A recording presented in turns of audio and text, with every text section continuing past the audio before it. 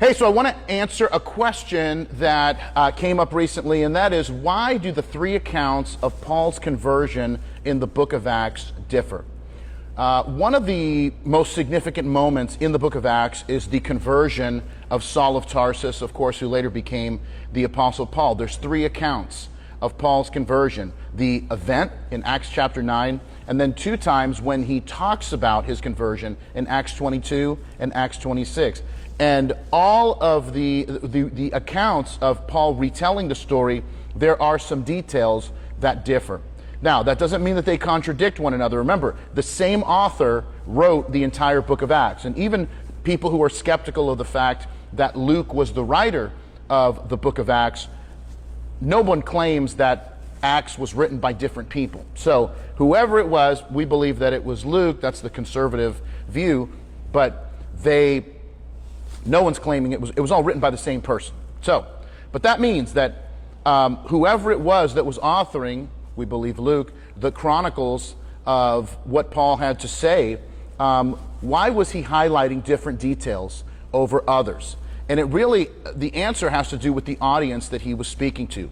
Acts 9 gives us the basic story of Paul's conversion. On the road to Damascus, Jesus appears to Saul, tells him he's been persecuting Jesus, and when he persecutes God's people, he tells Paul, you've been kicking against the goads. Paul is then blinded, prayed for by Ananias, receives his sight again.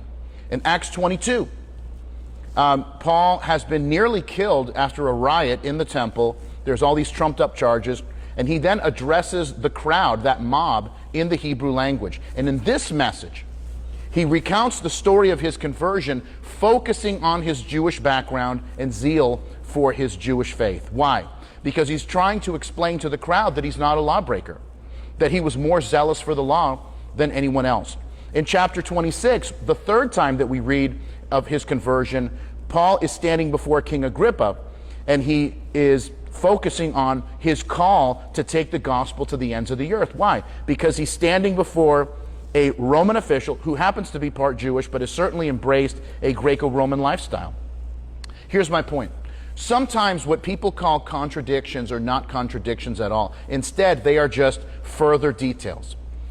If I run into John at the store and I tell my wife that we spoke, and then later discover that John wasn't just there, Joe was also there, it's not a contradiction to say, I spoke to John today, especially if Joe didn't say anything.